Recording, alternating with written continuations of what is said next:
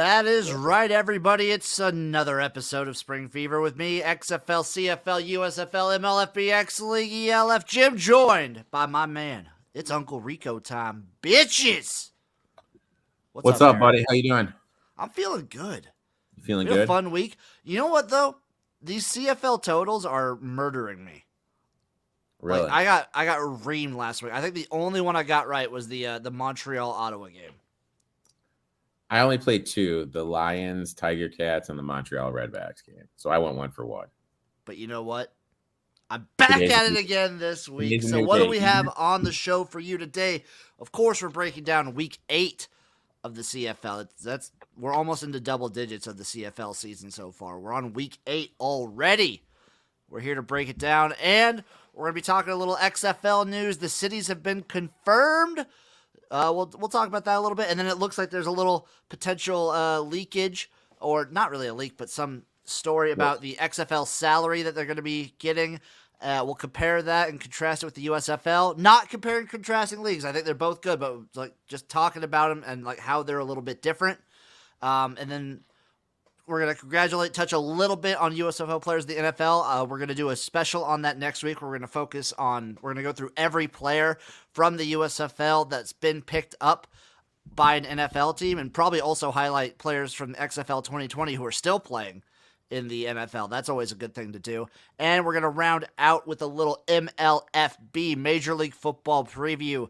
I haven't been able to find lines for any MLFB futures yet, but you know what?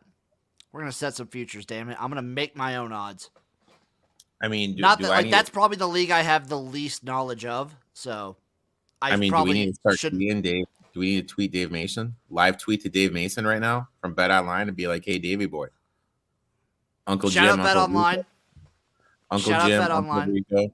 We need a little support here. We need a little MLFB I want line. some MLFB. Hey, just give me that MLFB nip, and I will suck on it every day. It's a little TMI, my friend.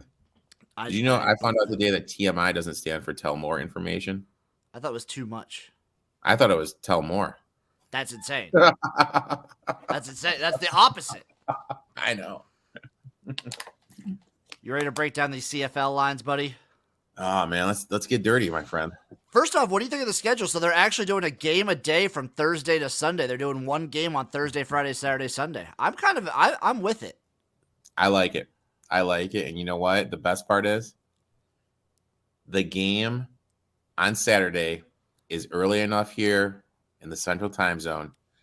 Uncle Rico is going to be able to watch the game, then go get my street corn at the Taste of Wisconsin up on lovely Lake Michigan in Kenosha, Wisconsin. So I love the scheduling here. Get that little Sunday 4 p.m. game. You know, that could be on one screen. The NASCAR race can be on the other screen. Love the setup. I love the 4 games of the week.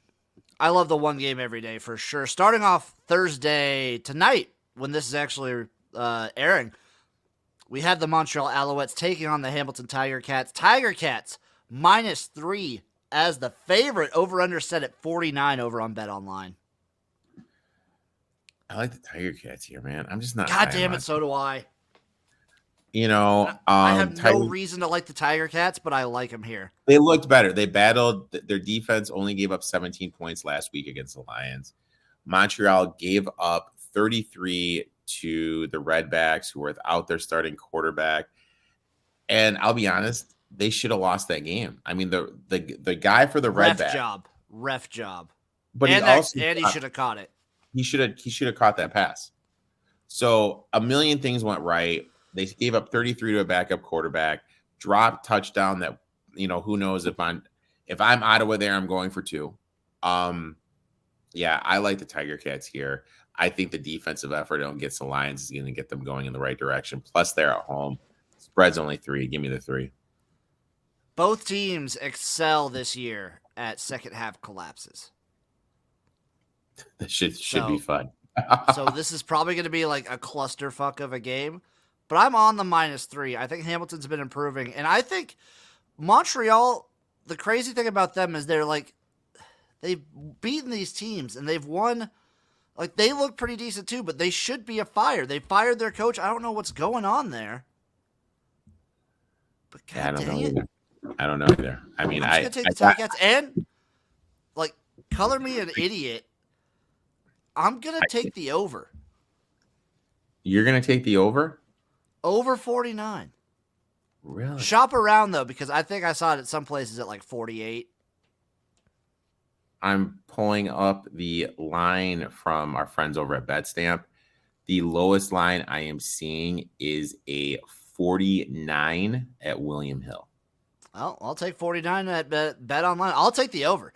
Montreal has hit that over in every game this season except for one. But are you worried about the Tiger Cats offense? I mean, no, because I don't think Ottawa's offense was that good with Caleb Evans, and they still got there. They scored like 70 points. Yeah, I mean, I'm just looking at their production. You know, week 1, Tiger Cats 13. Week 2. Okay, so week 2 against the Stampede, they put up 30. Week 3, 12. Week 4, 25. Okay. All right. You know, but look at these Alouettes totals. 57, and then their only low one, 37 against the Argonauts. And then it's 50, 61, 63, 73. But this doesn't 49 just seem high? Not with this Alouettes team. They've only gone under 30 twice. God damn it, Jim. You're talking me into this, and I'm really upset. I'm really upset with you right now. You should be. I'm back on the totals, baby. Oh. I'm back on this horse. You know what? I'm going to take the -3. I'm on the fence about the over-under. Stick with the -3. I'm on the -3 as well. I'm on the over. Friday Night Football, the BC Lions versus the Saskatchewan Roughriders. This one flipped. So earlier this week, this was Rough Riders -1.5. Right now, BetOnline has it as BC -1.5. Over-under set at 49. Cody Fajardo is playing in this game. All right, God damn it, he's coming for revenge. I'm looking at it right now, you know, shopping around. I'm seeing a 2.5. For the Lions? No, sis, the Rough Riders getting 2.5. Oh, yeah. Take that. Take that money line. You think they straight up win? I think they straight up win. This is a do-or-die game. That's where the Rough Riders excel. Cody Fajardo is back off of an injury. They're at home. What about the other people that were out with the they're back. They're basically a full team. You know, I love taking these small money line dogs. I mean, I definitely like the Rough Riders here. Also, undefeated at home. Yeah. Actually, sorry. They were undefeated at home until Toronto beat them last week. Which, I mean, god damn it, dude. I mean, that was some bullshit. Also, if they would have had Cody Fajardo in that game, done deal. Rough Riders win. We're not even talking about it. Yeah. And the BC Lions, after their like week 2 craziness on offense, they've settled down. Like, we still think of this crazy offense, but like, so week 1, 59 points. Week 2, 44. 31. They won 34-31 against the Red Blacks. They got destroyed by the Bombers, 43-22, and then squeaked by the Ticats, 17-12. Barn burner. That's a barn burner, right? That's a barn burner. I'm not touching the total of this game. I'm not touching the total. I'm definitely going to be on the Rough Total Rider. set at 49 for this one as well. I would maybe like if you want my opinion, I lean over because I think Cody Fajardo being back, I think this could get shootoutsy, especially because this is potentially for third place in the division. Like this, like you're already kind of deciding playoffs at this point in the season, which is crazy to think. So like this is a very important game. Yeah. So I like the Rough Riders. I love small home dogs. I love the Rough Riders on the money line, and I would lean over. Probably not touching that. Don't advise anybody touch that. Okay. Saturday evening, the game of the week, the Winnipeg Blue Bombers, Calgary Stampeders rematch. Right now it is a pick'em. Over-under set at 46.5. I'm taking the Stampeders. I'm just going to tell you that flat out. Yeah, I mean, I'm gonna take the home team anytime there's a pick 'em game situation. I like their defense. Yeah, I love the defense. Calgary left a lot of points on the board as well last time they played in Winnipeg. yeah, yeah. And I think they're a good enough team that they can win. Yeah, I totally agree 100% with what you're saying. I think their defense is legit. They easily could have won the game, like you said, up in Winnipeg a couple weeks ago. I like them here at home to get a little revenge. And Calgary's challenging, like they want to cement themselves as the number 2 team. If they beat Winnipeg, it's like a 2-horse race at this point. So let me ask you this: would you take the money line of being minus 102, or would you take a plus 1.5? Because we see a lot of these funky. You do see a lot of like 1-point games. So I feel like if you get the 1.5 in the CFL, there's more value than compared to the NFL, if that makes sense. There's definitely more value compared to the NFL. In a game like this, yeah, if you want an extra safety, I'm confident enough. I'm just going to take the money line. Okay. Yeah. I'm definitely going to be on the Stampede in some way or shape or form. Have it be money line or taking the 1.5. I'll probably take the 1.5, to be honest. And I hate to say it, I think I'm on the over here. Dude, don't do it. I'm not going to play it, and I don't recommend anybody play it, but I might be on the over here. Don't do it, Jim. Don't do it, Jimmy. Last game, Sunday afternoon. Sunday afternoon for us. Evening for them because they're playing on the East Coast. The Ottawa Red Blacks head over to Toronto to take on the Argonauts with the largest spread of the week. Argonauts -5, over-under set at 47.5. I don't know, man. Like, so there's two ways of looking at it like this. Okay, do the Redbacks? Do they just kind of finally say, "Hey, you know what? What are they? They're 0 and what now? 0-6? Yes. Do they just go, "Hey, you know what? We had a chance last week. We're 0-6. We should have won. We're done. Our QB1's not here." Or do I look at it like this? I have the Argonauts, biggest chalk play on the board. Joe Public Better was betting him. If you hit it, congratulations. But the way I process stuff, if you didn't bet it when it was 5.5, you were just chasing the steam, and that's a bad bet. Who basically won because the Rough Riders, let's face it, I think the Rough Riders gave that game away with how many turnovers the Argonauts had at the start of the game. Goddamn, that was so gross. I'm not really high on either one of these teams, to be honest with you. There's not been one thing Toronto has done where I've sat back and said, "Oh wow, I'm impressed." Compared to like for spurts. For Really? spurts, McLeod Bethel Thompson has looked good at QB. I must have been walking the dog during those spurts. For drives here and there. Yeah, there's been a couple of drives where he has looked good. And for the Red Blacks, the one thing they do good is they play close games. I'm looking at their schedule right now. They lose by 2 to the Blue Bombers week 1. They lose by 7 week 2. Easily could have won that game. The Blue Bombers had a last-second field goal and a drive with their backup quarterback to put them in field goal position. They lose by 3 to the Lions. They lose by the Rough Riders kind of waxed them 13-28. But then they lose by 2 to the Ticats and 7 to the Alouettes last week. Yeah, so they've been competitive, but they've been competitive, and I think they'll continue to be competitive. 5 is too many points. Yeah, 5 is a lot of points. So I definitely lead. I'm not gonna. I take the points there. How do you feel about the money line?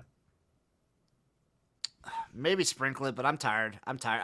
So this is like the Ottawa Red Blacks this season was like how I was betting Nebraska football. You just sound like a mom. You sound like a mom after they've done babysitting the kids. Well, no, so I went through this with fucking Nebraska, dude. They hit every spread but failed every money line. That's frustrating. I'm a Michigan State fan, and you guys totally should have beat us in that game. We didn't have a first down in the second half. They were the best team against the spread, the worst on the money line. And I think Ottawa's going to be that way too. They're going to be killer on the spread, terrible money line. I'm not touching it. And you know what? I agree with you. Now, how do you feel about this seductive 3-team part? Oh, no. By the way, total, I'm taking the under here. 47. Really? Look at you. Yep, taking this under. Look at you, dude. I love it.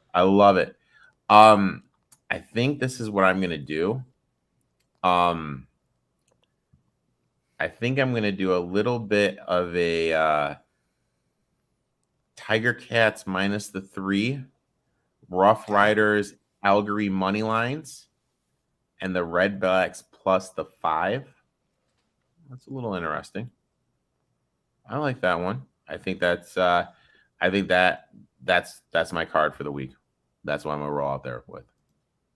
So you're on 3 dogs and a favorite. Well, I mean, Calgary and Saskatchewan are basically pick 'em. I'm on one favorite with the Tiger Cats. And this is actually, I think this is the tightest week of spreads we've seen yet in the CFL. Yeah. Yep. What are you gonna do, Big Daddy? I think you know what? I'm gonna jump on you because we're in agreement on every play this week, and that must mean something. You know what, But dude? do you know how I'm gonna do it, Eric? I'm gonna just roll it over like this. So I'm gonna bet a huge sum, and by huge I mean not like irresponsible. So I'm gonna bet $30 right now on Hamilton -3. Okay. When that hits, not if, because I'm a believer in like thoughts or things. When that hits, I'm going to roll that over to Saskatchewan money line. And when that hits, I'm going to roll that over to Calgary money line. And when that hits, I'm going to roll it into Ottawa +5. So let me get this straight. So I'm gonna do like an actual, like a non-parlay parlay. A non-parlay, just a rollover. Just a straight up rollover. I like that. I like that a lot. I'm gonna have a fucking blast with it. I like it. Let's get it, dog. Let's do it. Let's make it fucking happen. Okay. That's it for the CFL, folks. Now, a little bit of XFL, a little bit of USFL news. So the XFL announced their cities. You think I can get them off the top of my head? Can you get them off the top of your head? Houston, good. Arlington, good. We'll just call it Dallas, but yeah, Arlington. San Antonio, that's the Texas teams right there. St. Louis, of course. Seattle. So I was doing Seattle yesterday, and I forgot Seattle. Sorry, Dragons fans. You got 3 more. Orlando. 2 more. I'm thinking, my man. I'm thinking.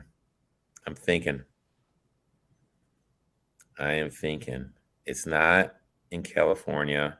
It's close, though. It's close. Las Vegas. Boom. 1 more. Think East Coast. I don't know. Washington. Boom. Did I get them? You did. That's all 8. Dude, look at that, dude. Washington, Orlando, Houston, Arlington, San Antonio, St. Louis, Las Vegas, and Seattle. Those are your XFL teams in the 2023 season. Honestly, I'm happy. I like the season. Like, it's a lot of Texas, which is something, but I feel like you got to have San Antonio. If you remember back to those, for those of you who do remember those AAF days, the Alliance of American Football, San Antonio was blasting out with crowds. They had the best crowd easily out of all the AAF. And if you look at attendance records for the AAF and XFL, San Antonio and St. Louis are fairly comparable for crowd size. They were both reaching around 30,000. Really? Yep. Well, I mean, when you look at the Roadrunners, they have a killer crowd too. They do have a killer crowd. So every team has stadium deals except for Vegas. Vegas's stadium deal has not been disclosed yet. So I don't know what they're planning on doing. I think the assumption, and my assumption is they're just going to play at UNLV Stadium. Mm-hmm. Which makes sense. Like it's Vegas in February. It's not going to be that cold. Yeah, you're going to be fine. You'll be fine. The only team you got to be worried about are like DC and St. Louis. And St. Louis plays in a dome. Yeah. DC's playing at Audi Field. The soccer stadium, I think. Mm-hmm. Which is where they played last time, and like they fill it up pretty well. I think is good because the soccer, it doesn't look too bad, so. I'm excited. I'm excited for the season. They've been actually ramping up coaching interviews. They've been shuffling them through like ESPN and stuff like that. I need to sit down and watch them all. Mm-hmm. And it looks like one Mr. Mike Mitchell did a little dive, did a little Zoom interview or something, and saw what the players are going to be getting paid, at least for active rosters. So it looks like it's going to be $5,000 per week, $1,000 weekly win bonus, and two big things. Actually, I'll call it 3.5. Okay. Meals and housing paid by the XFL. Covered. Yes. So if you remember the USFL, they did have the players like salary covering their own rooms, I believe. Number 2, which I think this is huge. Health insurance is provided, and you can add a family member at a cost. That is huge. I think those are two big things. I think that's huge. So they're averaging around like 59,000. So for comparison, the USFL was averaging somewhere around also like 45,000 just for the season plus their win bonus. So 45,000 was the number given out, but that's disingenuous because every team won like a little bit. Like, so if you were on the Maulers, you got paid less than every other team. But if you were on the Stallions or the Generals, you got paid more. Because I think they were getting around an $850 win bonus per week. So you could make up to $70,000. Yeah. So the salaries are comparable with the XFL, maybe like edging it out a little bit. Mm-hmm. I'm looking at this, though. The other big thing is the roster size, though. Yeah. 50 players instead of like 47. Yeah. 45 active roster players, and then your side. And this is per Will at NTZ Network Insider. Playoff bonuses awarded to both winning and losing teams. Yeah, just making the playoffs, you get a bonus. Yeah. I think the USFL did that as well. All the teams, everybody got a playoff bonus. They're going to have, he has $20,000 worth of benefits. Quarterbacks will be paid differently. How differently? TBD, though. Yeah, they did that in 2020 as well. I heard reports that Landry Jones was getting paid near like $100,000. Mm-hmm. Or like the big name quarterbacks, like Josh Johnson was getting paid decent. Those are unconfirmed as far as I'm aware. And it looks like they're waiting to do the draft. They haven't set a time yet, but it's going to be sometime early mid-November, which gives them plenty of time to actually have like a full practice season. They gives them like 2 months to do a whole training camp. Yeah, which I think is great. I mean, like, you're going to be able to get these guys in there. You're going to be able to, get them going in the right direction.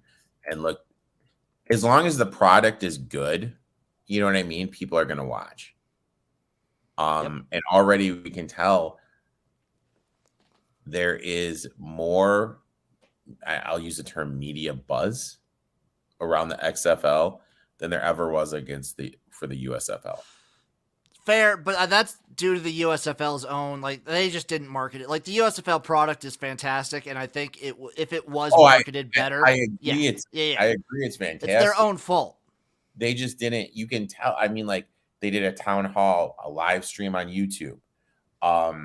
They're partnered up with ESPN, and I get it. ESPN, Sports Center is one thing, but the USFL, they were in bed with NBC and Fox. Why aren't you having like a coach or a player be on the NBC, one of those 50 morning shows they have, or they did like everything through Cowherd. Yeah, and that's fine, but like you have to be able to cycle through and get it everything. You know what I mean? Use different platforms than just Colin Cowherd. You got to be able to use different things because Cowherd's reach is just not, you know what I mean? Like you're just you can only go so far. Yeah. You should have had someone on what is their show with Shannon and Skip, someone on the show with Nick Wright early in the morning, someone on the afternoon stuff. There's just so much time. And like you don't, it needs to be it could be like a 15-minute thing, you know, at most, a 12-minute segment. That's what ESPN's doing. Yeah, they just completely, I thought they completely just sandbagged it and they totally messed up what they had. I will come out and say it does suck that ESPN also seems to be like blackballing them and not talking about the USFL at all whatsoever. That sucks. That's lame. Oh, I agree, but you know, ESPN doesn't. You have the whole power of Fox behind you. Yeah, but so I mean, you have to use like another platform, which is easy to do, and in this day and age of streaming, what you and I are doing right now, the fact you tanked is embarrassing. Yeah. It's actually shameful that the USFL let itself down the way it did. I think that a whole offseason to kind of get things going, like a full offseason for the league, I think the USFL is going to be in a good spot next year. I think the XFL is going to be in a good spot. What do you think about the XFL sort of hub model, where everything goes on in Houston, like everyone practices and whatnot in Houston, and then they fly out to the cities for the games? I kind of like that. Everyone right there. I think that's easier. Like you're providing housing in one central place. I think that just makes way more sense. Yeah, if the league itself is the one like supplying the housing while you're there, it makes sense to have kind of a central location. That's why I like the USFL's hub model makes sense if it's the one supplying the housing. Mm-hmm. But like the fact that they are playing in home markets, I think the XFL is going to really try and hammer the whole crowd thing a little bit more. Which they're not going to zone in just on TV. And let's face it, I'm not taking anything away from the USFL, but the XFL is probably sitting back, saw what the USFL did, and saw ways that they can make it better. You know what I mean? And I think one of the big things that stood out was the lack of crowd, and that's why they're doing it the way they are doing it. Oh, for sure. 1,000%. That was like a big thing people I know were talking about. It's like, oh, these, like the USF, everything on Twitter was always about the crowd size, and like, yeah, it's about the TV deal, but the lack of a crowd size. Like, if the Michigan Panthers and the Pittsburgh Maulers played each other, there would be nobody in the stands. Exactly. You need and if like say like the New Orleans Breakers played the Tampa Bay Bandits, and that was a big game, no one was there. Generals versus the Stars to determine like playoff seeding, nobody's there. Unless the Stallions were playing, nobody was there. Yeah, and you just need that energy from the crowd. It just does it differently.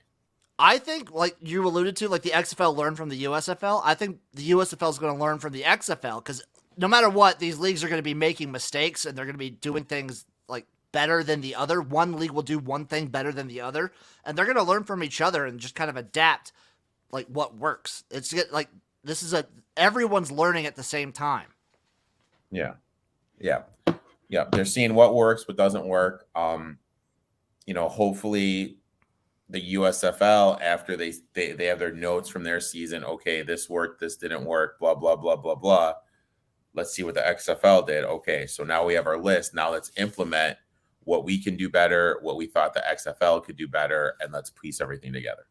Yep, I'm excited. I'm excited to see what players go onto the XFL. I'm excited for the draft in November. I'm excited for the USFL draft probably come, hopefully, like January, maybe February. It's going to be a good time. Speaking a little bit on the USFL still, congratulations. We're going to do, next week, we're going to do like a deep dive on all the USFL players that have made NFL rosters, and we're going to look back at the XFL 2020 players who are still on rosters. But I want to give a quick shout out to Gavante Turpin, league MVP, just signed a monster deal. Where did he end up going? I just saw the deal. Cowboys, baby, 3 years. Mm-hmm. I love it. That's so good for the league. That's great. I mean, that is huge for the league. The fact he's able to go there, and it just is showing those people that didn't make it. Hey, if I go here, I have a chance. Exactly. I think the USFL has had like a bunch of people signed so far. Yep. And it's this article's stupid. Cowboys talking to controversial ex-TCU wide receiver. That's a dumb article. Bam. Yeah, this guy's so good. I'm so happy for Turpin. Yeah, he definitely deserved it. He balled out. He definitely deserved it. And the fact he signed it like that, he's going to be on the roster. I also hear rumors of Bo Scarborough to the Saints. Really? Well, that makes sense because Kamara is going to be out for a while. It'd be a good move. Yeah, he's going to be out for a while. And then you look, I'm just telling everybody right now. Saints offense, I think good. Carmichael is their offensive coordinator. If you just look at the production when he's been calling the plays, it is better. It is ungodly good. It is legitimate. I don't have my notes in front of me. I did a NFC South preview the other week on my my live stream, and it is crazy good what the production was been with Carmichael calling the plays. And I kind of think Carmichael is the Belichick in the Peyton Carmichael relationship. Like Carmichael was the guy driving stuff. Ooh, I like this take. I know Chase likes this take a lot. Dude, plus 130 to make the playoffs. Best bet on the board for the Saints. I actually have a little bit of them winning the division. I like it. You ready to break down some MLFB, some Major League Football? You know what? I'm ready. Let's get dirty. Okay, so starting off, we have the Alabama Airborne head coach, one Jerry motherfucking Glanville. Oh. Looking at the notes here, Chase Forcade has an incredible arm. Based off on the scrimmage, watching the scrimmage, I'm just looking at these notes here from a website. It's going to be exciting to see what he's able to do. There are a few positions. The player with no real talent really stood out besides him, and from what I'm reading. You can be 100% honest. Like, I don't know a lot of these names. These guys play at like the biggest schools that you see are some guys from like Washington State. I feel like I know a lot of people in the college game and the NFL game and the CFL game, and I'm reading some of these people's names. I have no idea who the F they are. I'm exactly there with you, which I think personally, I think that's a good thing for two reasons, two big reasons. A, these guys are getting a shot and they deserve it. Yeah. Actually, three reasons. B, that means these guys are getting paid. I don't like the MLFB is not paying a ton, but it's paying something, and that's awesome for them to play football and get paid. And three, I hope they make a name for themselves in this league. Yeah. I love like learning. Like, there's plenty of players in the XFL that were in the XFL and that were in the USFL and that were in the CFL that I had never heard about before, but now have become household, garage hold names in my life. Okay. All right. I got That's what I love about leagues like this. You'll find a player that just like, he'll just start balling out. And all of a sudden you're just like, oh, this guy's awesome. What the fuck? I've never heard of him before. Bam. I'm grading. I'm just gonna flat out tell you, I'm gonna grade these teams on like solely on the coaches. Really? Well, I mean, if you look, I'm spacing on the kid's name, and just Chase Forcade is good though. He is well. Good. Backtracking what you said about getting a chance.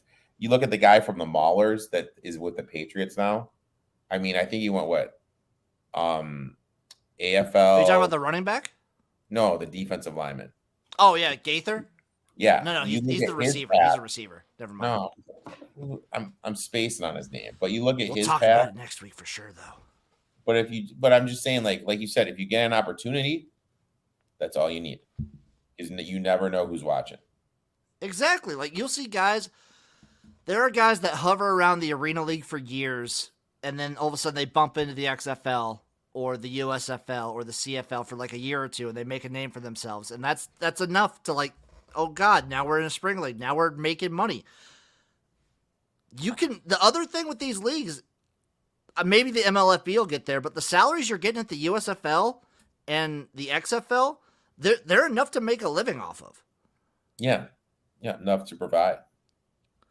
Like, I think most Birmingham Stallions players, since they only lost one game during the regular season, they made around $60-some thousand in just the regular season. Which is a good chunk of change, which is a good chunk of change. Yeah, that's a good chunk of change anywhere in the country. Maybe not like New York and LA and San Francisco, but that's about it. Yeah. So for the Alabama Airborne, we got the Arkansas Attack head coach Ernest Wilson. Okay. I'm looking at this. I don't even know where Bowie State is, but their quarterback, Jerome Johnson, accurate passer. He showed some awareness, confidence in the pocket. Running game, and this is just based on the scrimmage between Martin and Jordan Swelling, looked good. So yeah, defensively, the first series looked really good. They gave up some chunk plays in the running game, but their pass defense was pretty good. So I don't know. There's one team from the notes I've read that kind of is standing out, and I'm interested to see if we're going to be on the same team. Okay. Yeah, I definitely am getting the vibe that a lot of these teams, especially up front, they're going to try and be defensive. Yeah. But the other thing that you want is you'd want them, the coaches are going to try and showcase offensive talent as well. You'd like to think, yeah. Because that's the whole league. They're very much billing themselves as a developmental league, so you got to be able to showcase that stuff. Up next, we have the Ohio Force. They look like that logo and color combination looks like a high school team. Head coach Bill Connolly. Why don't you tell me how you really feel? There's literally a high school about 35, 40 miles away from me that has this exact color scheme and logo. Okay. Looking at, reading this, Nick Watkins looked the best out of their quarterbacks. Defense was completely manhandled. Defense looked good. From what I'm reading online, this team did not look good at all in its scrimmage. Yeah, they looked pretty, you could say, fishy. I mean, honestly, they looked high school. Like their logo and helmet suggests, they looked high school. Can we say JV? Yeah, JV, Ohio Force, the JV team of the MLFB. Rounding out, we got the Virginia Armada. That JV. they could be a high school on ESPN, and they played against that powerhouse and just got steamrolled. Are they like that? Oh yeah, I remember that. Everything I read about Virginia's defensive line was absolutely insane and kind of dominated the scrimmage. I really think that that is going to be the power of it. They have a former NFL player in Elijah Quills that is up there. Him being up there is just able to eat because he's just a big boy. You know what I mean? He's just bigger than everybody. He knows what to do. It's just a complete different level of just a different level of athlete that's able to eat. So yeah, I kind of like this team. You read both their quarterbacks played pretty good. They do have a decent coach in Terry Shea, who's from the Bill Walsh coaching tree. I think Virginia is the team to beat here. I think it's probably between Virginia and Alabama, if I'm being 100% honest. I think Alabama does get that boost because Jerry Glanville is he's what we said about a lot of these coaches. He has experience in these spring leagues. He's coached in the spring league. He was a DC in the XFL. He has experience at this level of football. And I think that helps. He's good at developing players. He's going to have a good defense like that. You just know that. The Tampa Bay Vipers were one of the worst teams in the XFL, but every week they had a good defense. Yep. So I think Alabama's going to have a good defense at the very least. So you want to go through these? We can go through these schedules real quick because it's only 4 weeks. I do not have the schedules in front of me. I have them pumped up right in front of me right now. So we'll go through the Alabama Airborne first. It's the Ohio Force at Alabama. Alabama wins. Alabama wins that one. Arkansas at Alabama. Alabama wins. I'm going to give that one to Alabama. Alabama at Ohio. Alabama wins. 3-0, and then they go to Virginia. I think they lose that game. I think so as well. Arkansas Attack. Arkansas at Virginia. L. The loss. Arkansas at Alabama. We had that as an L. And then Virginia at Arkansas. Then Virginia at Arkansas. Oh, wait, that might be a win. Maybe. They might sneak that one. And then Ohio at Arkansas. That's I think Ohio. they win. I think they win 1 or 2. Okay. Ohio Force. I think they go 0-4. Ohio at Alabama. L. Virginia at Ohio. I don't think Ohio doesn't win a game. They don't win a single game. And then Virginia, it's Arkansas at Virginia, win. Virginia at Ohio, win. Virginia at Arkansas, win. Maybe a win. And then Alabama at Virginia, win. I think Alabama and Virginia maybe lose 1 game each. I agree with that. I agree. I think, and that means Alabama and Virginia play in the championship. I would take Virginia. I would take Virginia too. So Virginia Armada future odds. The future odds for the MLFB. We'll put the Armada at plus 350. The Alabama Airborne at plus 400. The Arkansas Attack at plus 550. And the Ohio Force at plus 800. Well, I mean, I would just take Virginia. Yeah, I'm taking Virginia too. I might take Alabama. I might take Arkansas because I think like Arkansas might actually develop an offense that could be pretty decent. Yeah, they could. I like the quarterback. I'm a defensive guy. I like the defensive line. I think their defensive line is just better. That's fair. Please, Dave Mason, please somebody give us lines for this. Come on, Dave. Hook us up, man. Hook us up, Dave. So next week, we aside from breaking down CFL, we have the USFL kind of like little holy grail that we're holding up, the monument we're holding up of. We're going to go through all the USFL and XFL players that are in the NFL, give them their time, give them their shine. Tune into that. And remember, give us a like, give us a listen. Love you guys. Eric, before we dip out, where can the people find you?